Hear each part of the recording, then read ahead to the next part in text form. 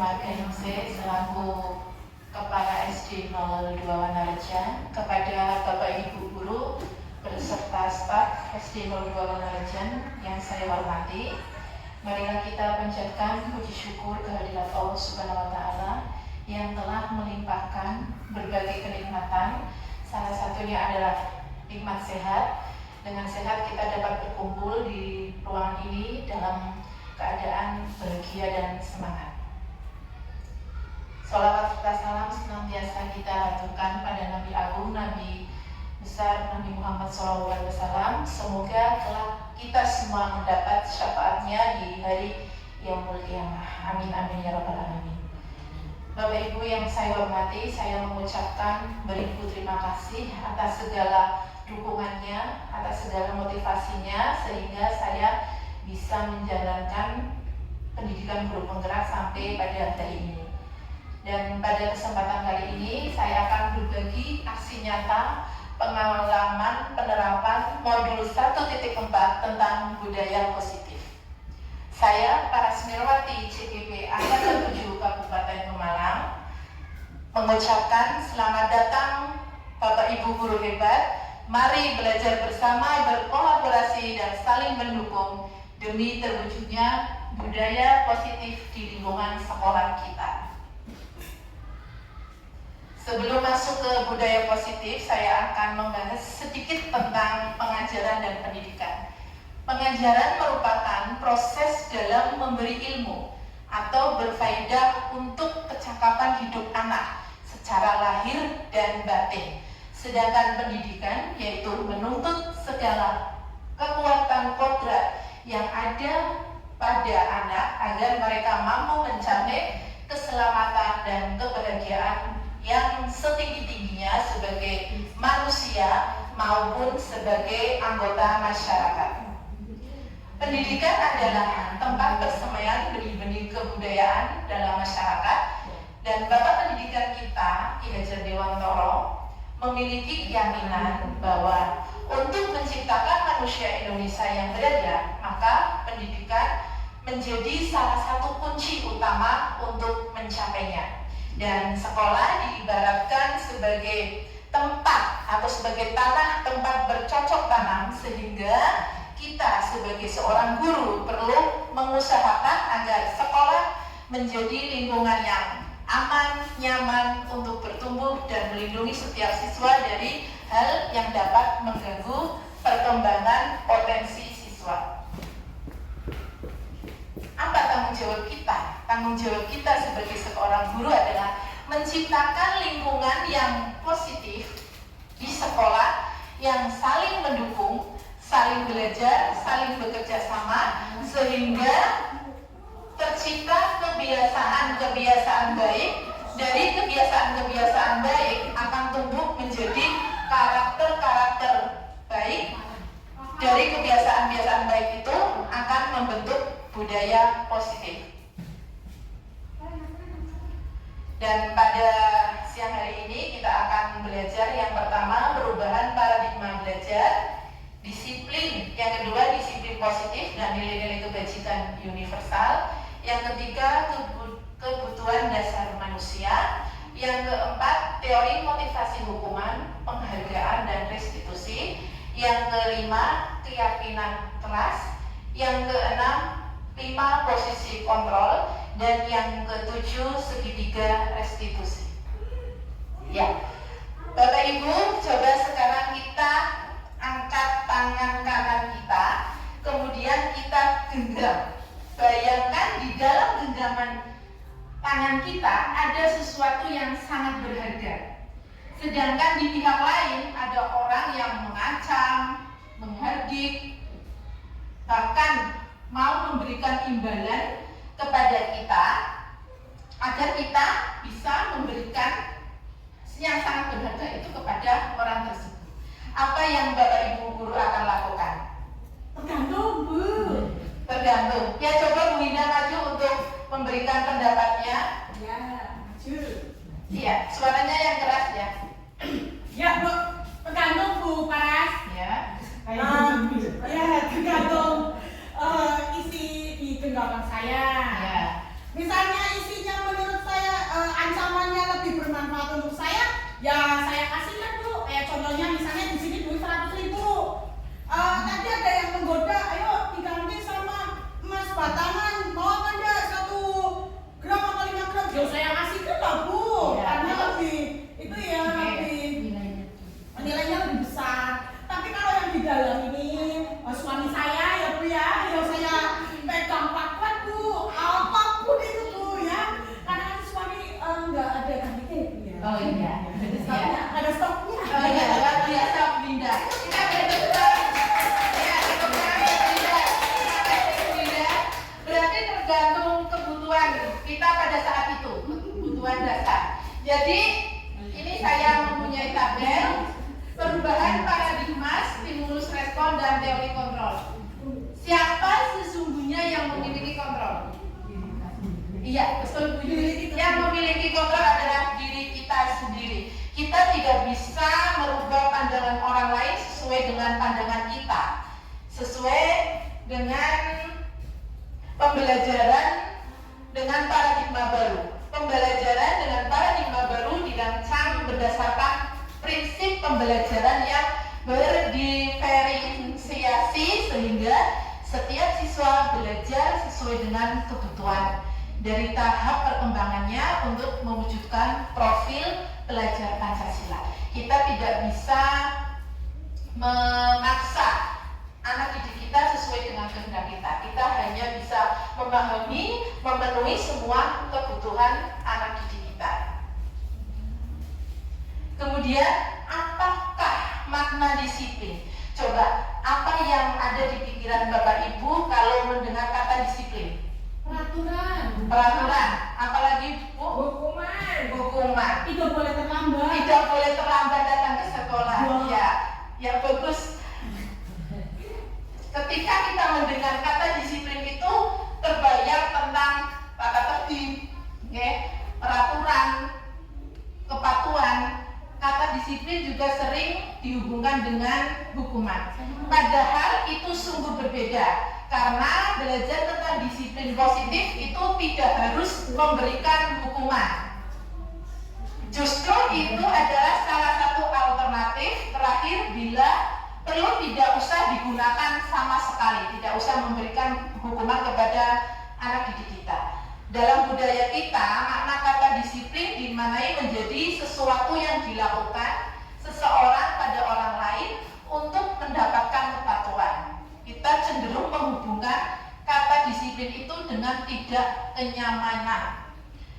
Bapak pendidikan kita di Hajar Dewantoro menyatakan bahwa untuk mencapai kemerdekaan atau dalam konteks pendidikan kita saat ini, untuk menciptakan murid yang merdeka, syarat utamanya adalah harus ada disiplin yang kuat.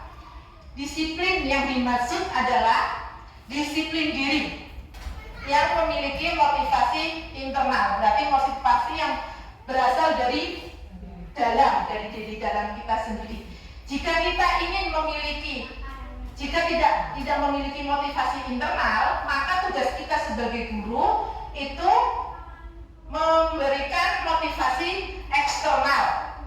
Motivasi eksternal itu motivasi yang berasal dari luar, bukan dari diri kita sendiri. Kemudian nilai-nilai kebajikan universal. Nilai-nilai kebajikan adalah sifat-sifat positif manusia yang merupakan tujuan mulia yang ingin dicapai setiap individu. Nilai-nilai tersebut bersifat universal dan lintas bahasa, suku bangsa, agama maupun latar belakang. Setiap perilaku, perbuatan itu memiliki tujuan. Nilai-nilai kebajikan yang ingin dicapai oleh setiap anak Indonesia kita kenal dengan profil pelajar Pancasila. Hafal Bapak Ibu? Profil pelajar Pancasila. Coba kita nyanyikan bersama-sama ya. Nanti Bapak Ibu guru bisa menirukan saya. Belajar Pancasila, beriman dan bertakwa pada Tuhan yang Maha Esa dan berakhlak mulia, berkebinekaan global, gotong royong mandiri, kreatif dan bernalar kritis.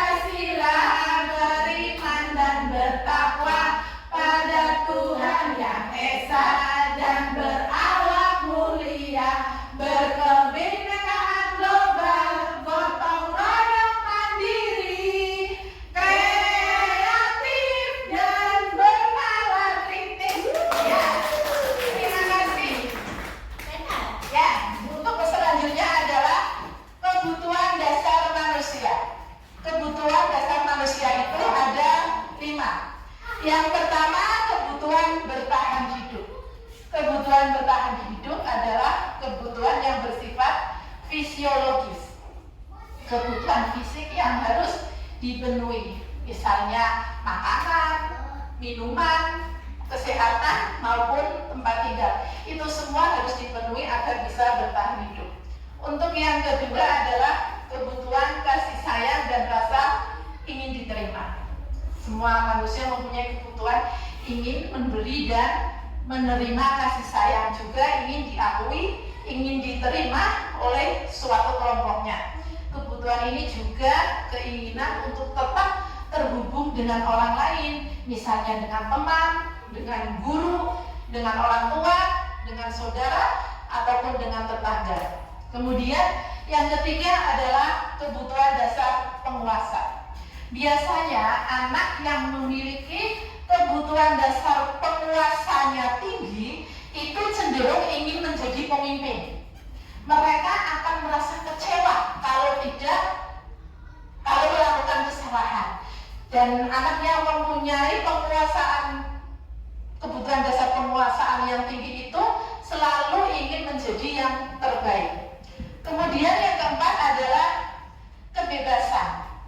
Kebebasan, anak yang memiliki kebutuhan dasar, kebebasan tinggi, itu anak yang suka hal-hal yang baru, suka mencoba-coba, terus tertarik dengan hal-hal yang baru, dan biasanya tidak mudah terpengaruh oleh orang lain.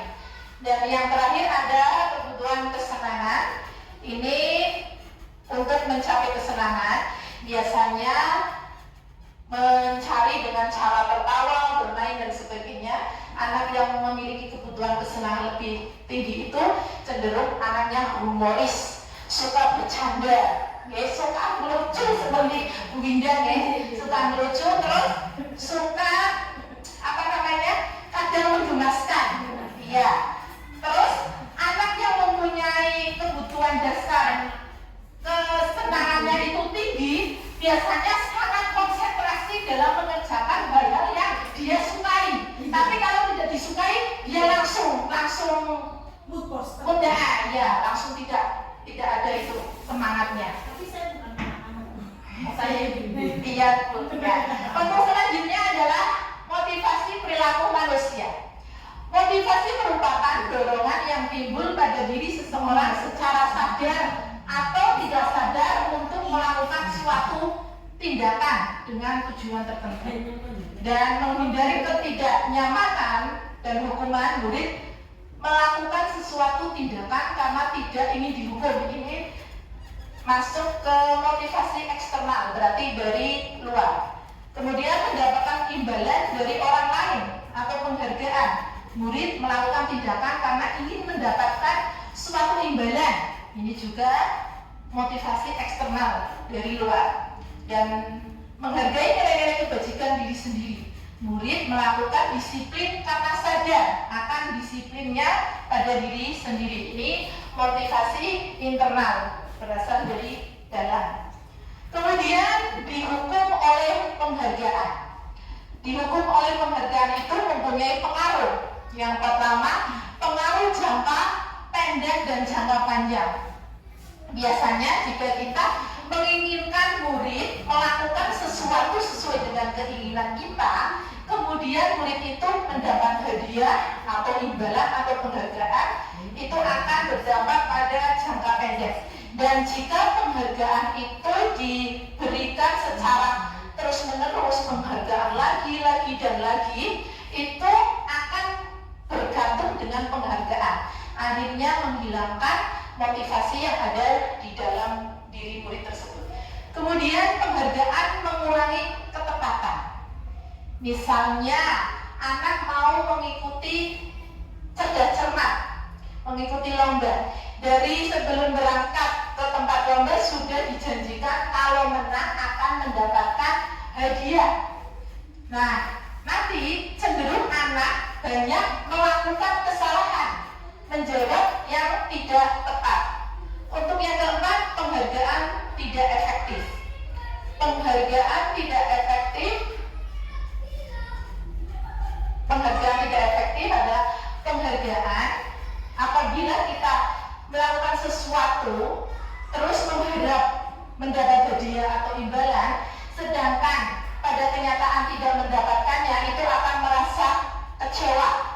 rasa berkecil hati. Kemudian penghargaan menghukum, contohnya apabila seorang guru pada akhir semester membagi hasil belajar atau rapor mengumumkan ranking 1 sampai 5. Dan kemudian bagi anak yang tidak mendapatkan ranking itu akan muncul perasaan seperti dihukum.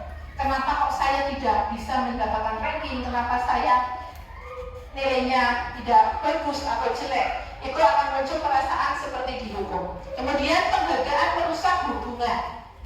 Penghargaan merusak hubungan ini apabila seorang guru memberikan pujian kepada salah satu muridnya di depan anak didik yang lain.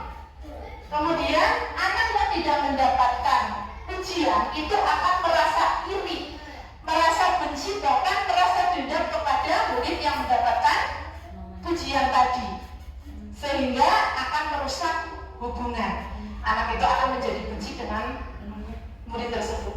Kemudian penghargaan menurunkan kualitas, penghargaan mematikan kreativitas, dan penghargaan mengurangi motivasi intrinsik.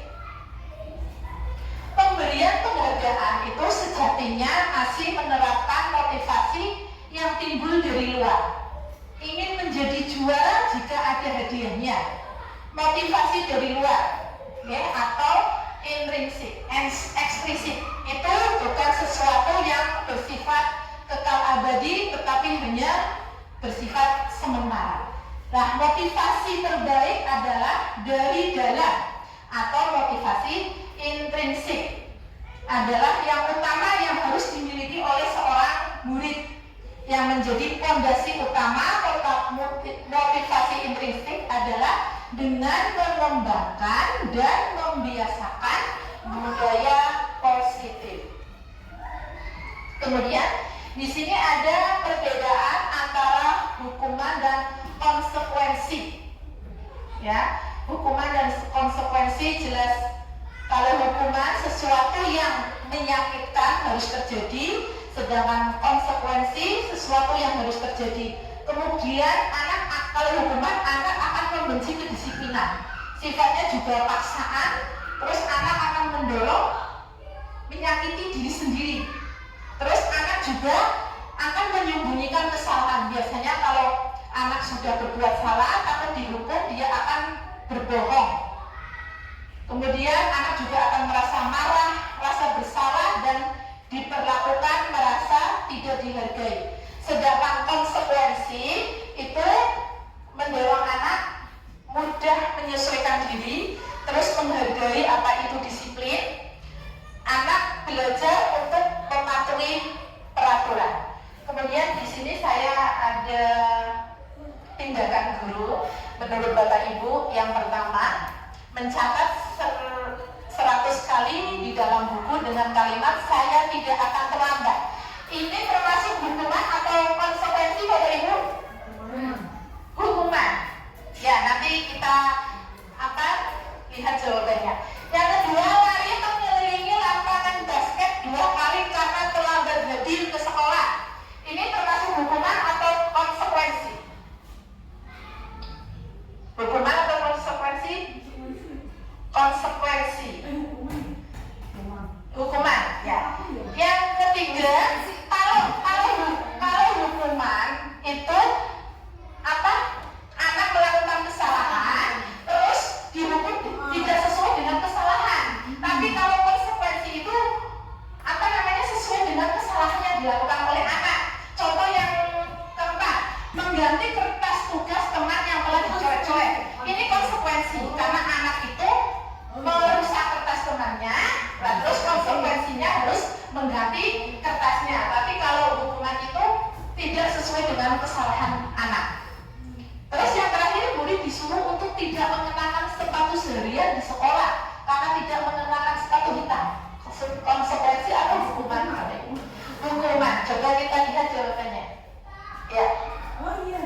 Ya, yang pertama hukuman, dan yang konsekuensi mengganti kertas tugas teman yang telah dicoret-coret itu konsekuensi. Terus membersihkan tumpahan air. Tadi anak bertanggung jawab untuk membersihkan tumpahan air di meja karena tersenggol pada saat belajar. Kemudian restitusi. Apa itu restitusi? Restitusi adalah proses menciptakan kondisi bagi murid untuk memperbaiki kesalahan sehingga mereka kembali pada kelompok mereka dengan karakter yang lebih kuat. Restitusi juga merupakan proses kolaboratif yang mengajarkan murid untuk mencari solusi dalam masalah mereka dan membantu murid berpikir tentang orang seperti apa yang mereka inginkan dan bagaimana mereka harus memperlakukan orang lain. Dengan pendekatan restitusi, apabila anak melakukan kesalahan, guru menanggapinya dengan mengajak anak berrefleksi dan apa yang harus anak lakukan untuk memperbaiki kesalahan. Dengan seperti itu anak akan lebih baik lagi dan menghargai dirinya sendiri. Baik Bapak Ibu, sekarang kita berdiri, ada ice breaking. Ada ice breaking. Berdiri ini ice breaking adalah setan otak. Kegunaannya menyimbangkan otak kanan dan otak kiri.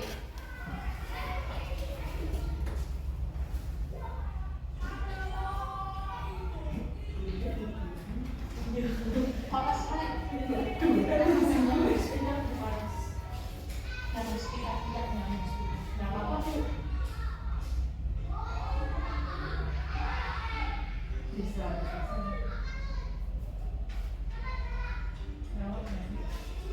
Ya.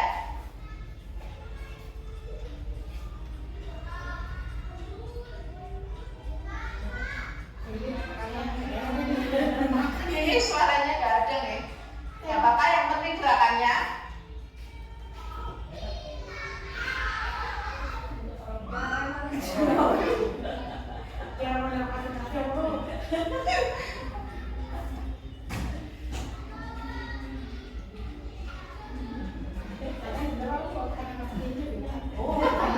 Ini ya.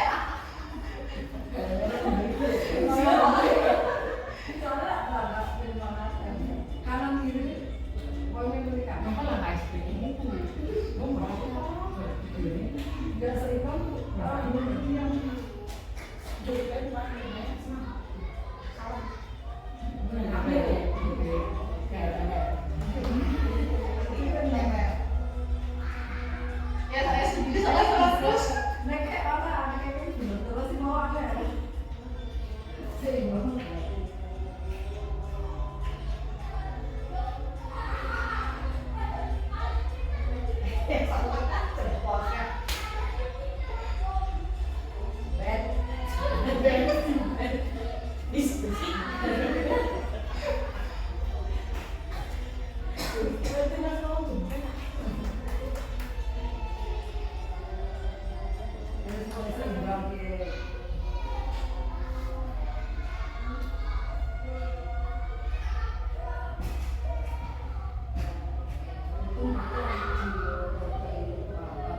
Satu, dua, ya.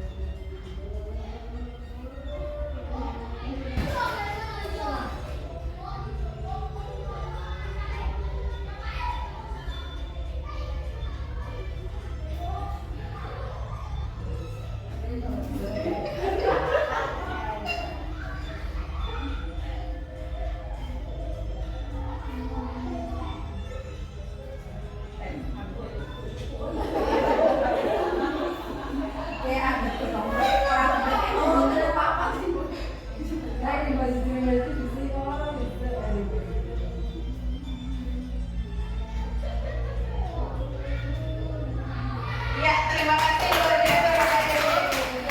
Agar kita tidak tegang ya. Ya, untuk selanjutnya adalah mengapa tidak peraturan saja, kenapa harus keyakinan kelas. Karena keyakinan kelas itu akan muncul setelah memahami nilai-nilai kebijakan.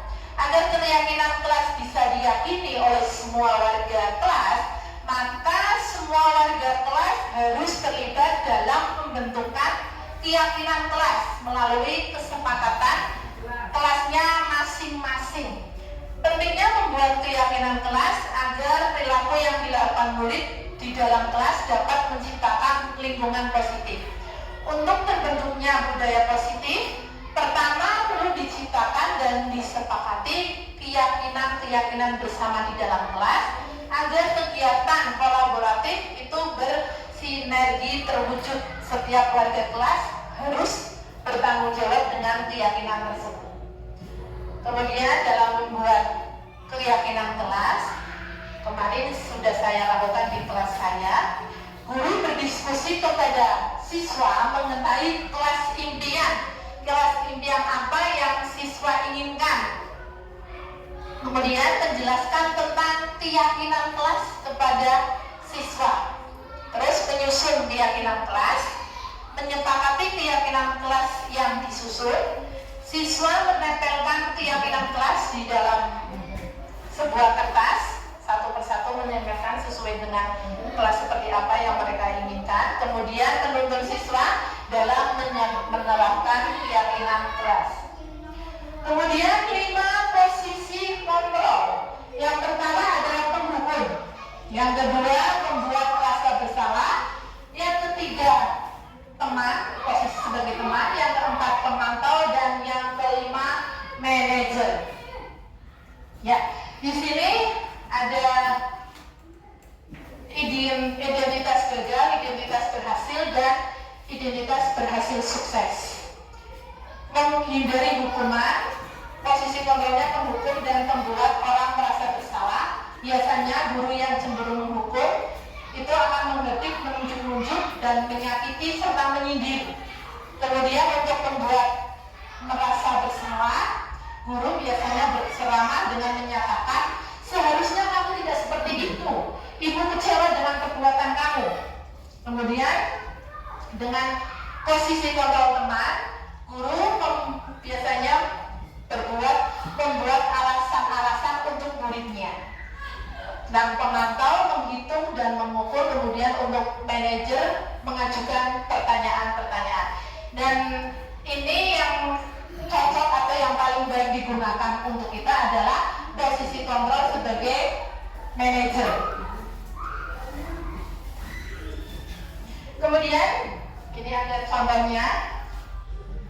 Saya kecewa sekali dengan kamu. Ini termasuk apa Bapak Ibu? Termasuk penghukum atau pembuat merasa bersalah atau teman? Membuat merasa bersalah ya, karena gurunya kecewa. Jadi anak merasa, oh saya sudah membuat kecewa kepada bu guru. Kemudian kamu tidak pernah benar melakukannya. Ini termasuk menghukum. Terus ayolah lakukan demi ibu. Karena ada kata ayolah, ini berarti memposisikan sebagai teman. Terus apakah kamu mau mendapatkan stiker bintang hari ini? Ini pemantau. Pemantau berarti sebagai memantau ya, guru sebagai memantau. Kemudian bagaimana kamu bisa menyelesaikan masalah ini? Ini adalah manajer, posisi kontrol sebagai manajer. Jadi anak berpikir karena berbuat kesalahan, terus apa yang harus anak lakukan dalam menyelesaikan atau dalam mengatasi masalah tersebut. Kemudian kamu selalu yang paling terakhir. Ini posisi menghukum. Lanjut nih Bapak Ibu. Nah, segitiga restitusi. Segitiga restitusi itu ada 3 tahapannya. Yang pertama, validitas kebutuhan. Yang kedua, menanyakan keyakinan. Dan menstabilitaskan identitas. Yang pertama, menstabilitaskan identitas. Untuk membuat anak yang merasa gagal karena berbuat salah menjadi positif terhadap dirinya. Ini contoh guru akan mengatakan berbuat salah itu hal yang manusiawi. Jadi anak merasa bukan dia saja yang melakukan kesalahan. Kemudian tidak ada manusia yang sempurna. Bapak Ibu guru juga pernah melakukan kesalahan seperti kamu. Terus kita pasti bisa menyelesaikan masalah ini. Bapak Ibu tertarik untuk mencari tahu siapa yang benar dan siapa yang salah. Terus Bapak Ibu lebih tertarik untuk menyelesaikan masalah.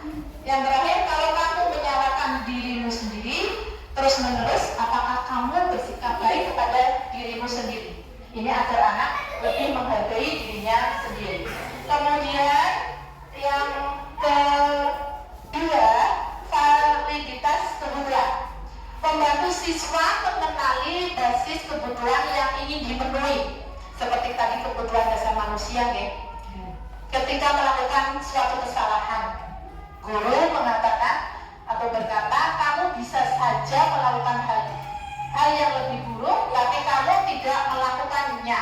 Kamu pasti punya alasan. Guru menanyakan alasan, misalnya anak terlambat. Kenapa kamu terlambat ke sekolah? Nanti anak akan mengungkapkan alasannya kenapa datang terlambat ke sekolah. Kemudian yang berikutnya menanyakan keyakinan. Anak melihat kesalahannya dihubungkan dengan norma sosial dan nilai-nilai yang mendasari manusia berinteraksi dengan orang lain. Ini tahap yang terakhir, menanyakan keyakinan, berarti berhubungan dengan keyakinan kelas yang sudah dibuat bersama-sama di kelas. Guru berkata, apa nilai yang kita percaya di kelas? Berarti anak disuruh mengingatkan lagi tentang keyakinan di kelas atau keyakinan sekolah kita. Terus nilai-nilai universal yang telah kita sepakati. Kelas yang ideal itu seperti apa sih? Kamu ingin jadi anak seperti apa? Apa yang kamu rasakan? Tapi guru menanyakan perasaan anak ketika melakukan, misalnya anak berantem dengan temannya. Pasti anak kan sudah sadar bahwa dirinya sudah melakukan kesalahan. Pasti di dalam dirinya akan ada rasa kasihan, menyesal dan sebagainya. Kamu ingin menjadi orang seperti apa? Dan saya sudah melakukan proses segitiga restitusi kepada murid saya kemarin. Kebetulan ada murid saya yang sering datang terlambat dan saya melakukannya penerapan segitiga restitusi.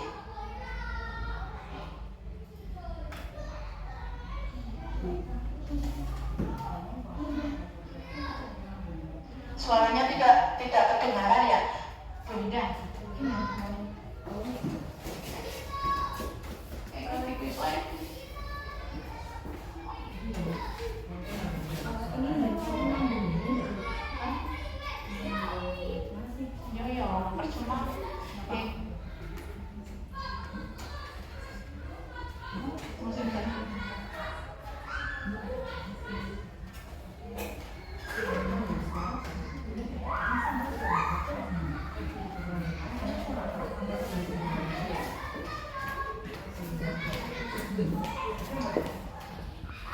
Ini saya sudah menerapkan contoh penerapan segitiga restitusi kepada murid saya yang datang terlambat.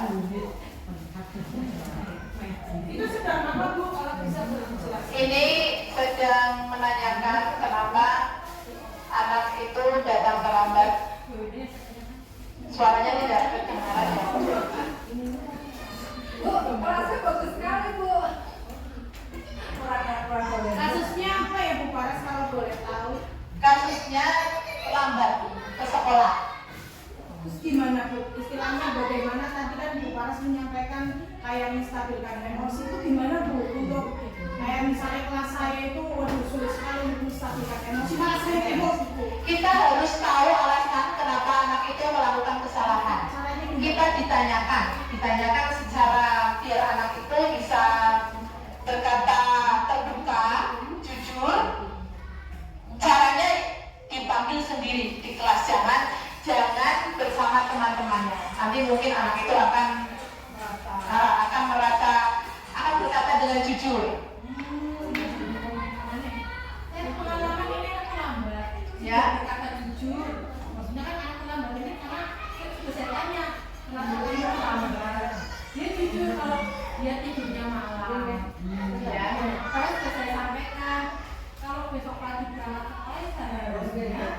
kamu bangun jamnya jangan malam ya. Tapi belum ada perubahan.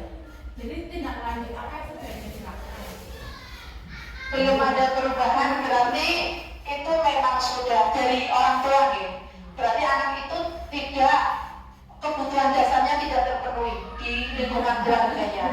Kadang kurang kasih sayang dan sebagainya, mungkin tidak ada yang membangunkan, tidak ada perhatian dan kasih sayang dari orang tuanya. Mungkin Bu Yuli bisa pendekatan dengan orang tuanya. Mengapa anak itu bisa datang terlambat ke sekolah terus? Ya Bapak Ibu, ini sudah ada pertanyaan sebelum saya tutup? Saya Bu. Ya, Bu Indah, Bu Panas. oke. Terus terang, saya sudah pernah mencoba menerapkan pendidikan restitusi Bu.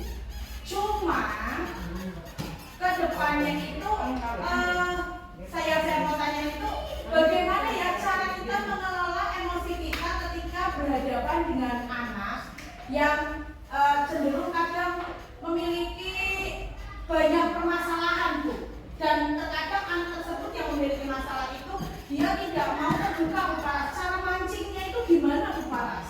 Mungkin kita bisa memposisikan kita sebagai, tadi ada 5 posisi ya Bapak Ibu, sebagai penghukum, pembuat rasa bersalah, teman. Mungkin bisa dengan posisi dengan teman, sehingga anak itu bisa terbuka karena menganggap gurunya teman, jadi akan berkata jujur. Biasanya anak kan sama guru ada rasa takut dan sebagainya. Begitu Bu Winda kira-kira. Terima kasih Bu Paras. Ya. Akan saya terapkan Bu Paras. Oke, ada lagi? Bu Maya tidak bertanya. Ya,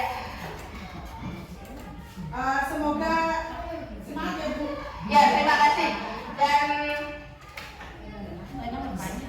saya tutup ya Bapak Ibu, apabila pada penerapan pengalaman yang sudah saya lakukan ini, penyampaian saya banyak melakukan kesalahan.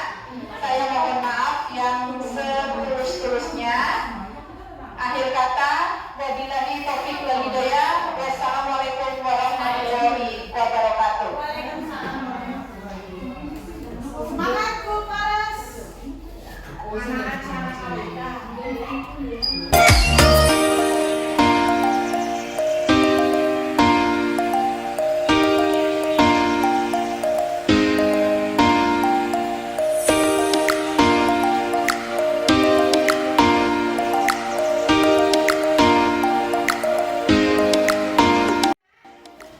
Tadi kalian kan sudah apa? Sudah berdoa. Berdoa tadi?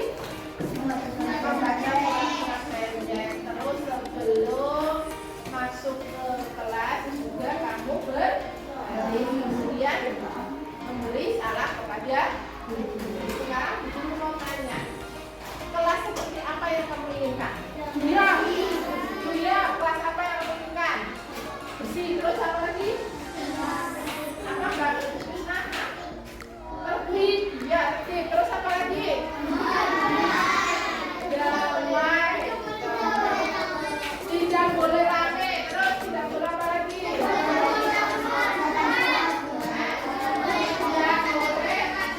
Tidak boleh membuang anak sembarangan. Terus ada lagi?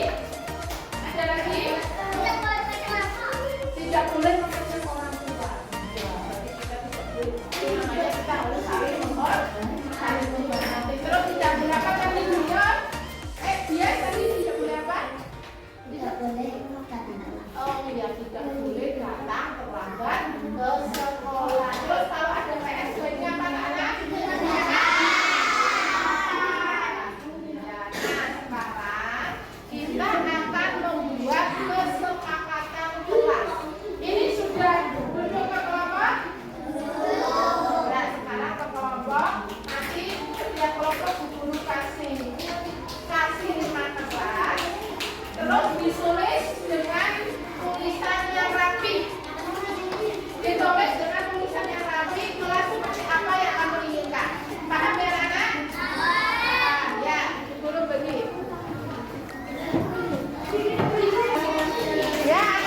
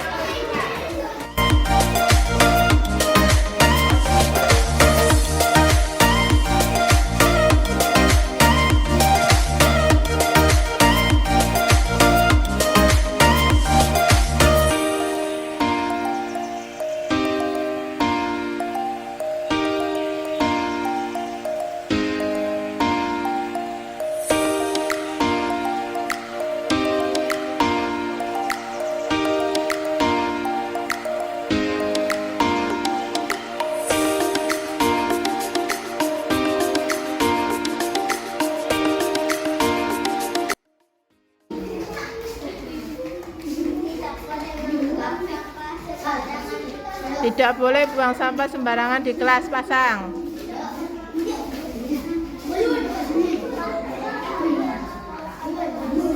Ya.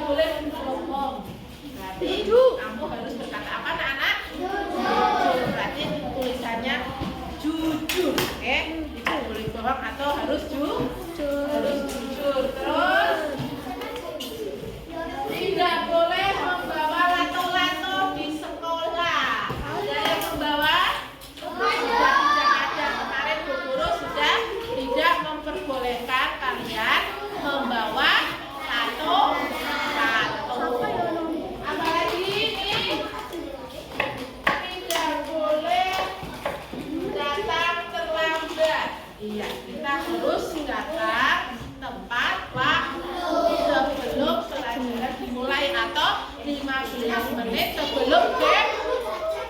Ya, nggak apa-apa. 15 menit sebelum bel berbunyi. Kamu harus sudah datang ke sekolahan. Ya, terus yang dari kelompok 1 sampai 3, saya ingin kelas saya menjadi bersih dan tidak ada sampah di kelas. Nah, berarti kamu harus semuanya menjaga apa, anak? Menjaga apa?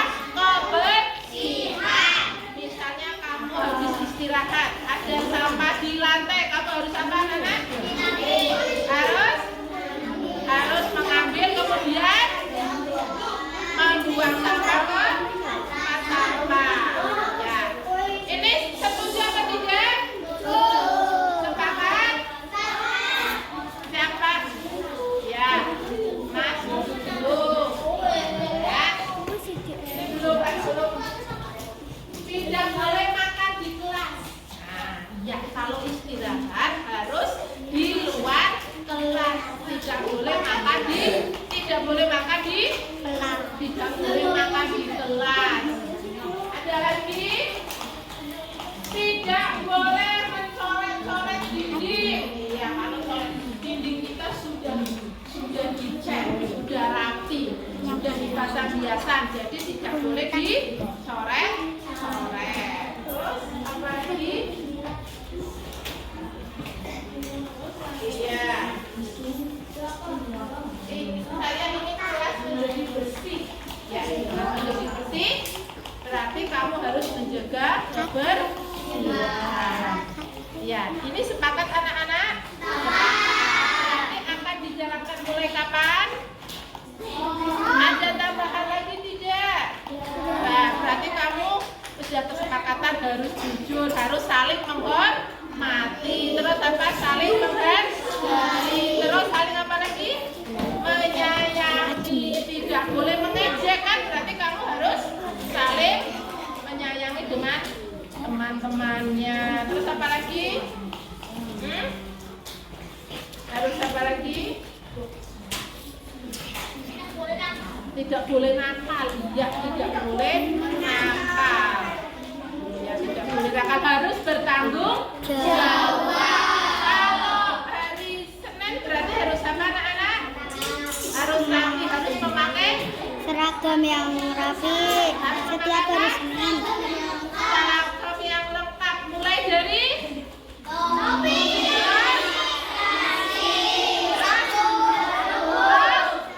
sepatunya bagus, terus kaos kakinya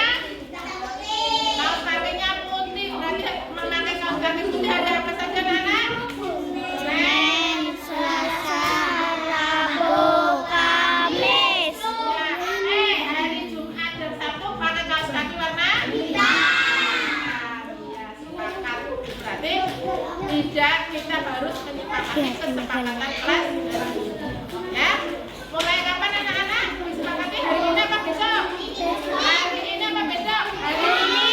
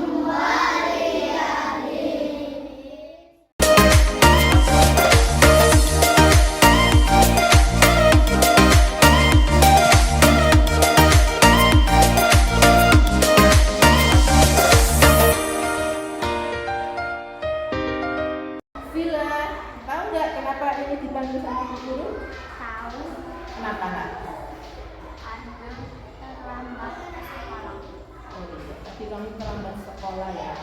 Kenapa kamu terlambat sekolah? Ada alasannya apa? Kakaknya membuat kamar yang Terus tidurnya sampai jam berapa itu? Setengah 12. Akhirnya bangunnya kesiangan. Nah, akibat bangun kesiangan, kamu akibatnya apa? Berangkatnya terlambat. Bagaimana perasaan kamu setelah atau pas kamu datang ke sekolah terlambat? Perasaan kamu bagaimana? Sedih. Iya. Semua orang itu pernah melakukan kesalahan, termasuk Bu Paras. Paras juga dulu pernah datang terlambat karena kesiangan. Itu termasuk hal yang wajar. Sekarang Bu Guru mau tanya, Bila masih ingat nggak tentang kesepakatan atau keyakinan kelas yang sudah kita buat? masih Apa?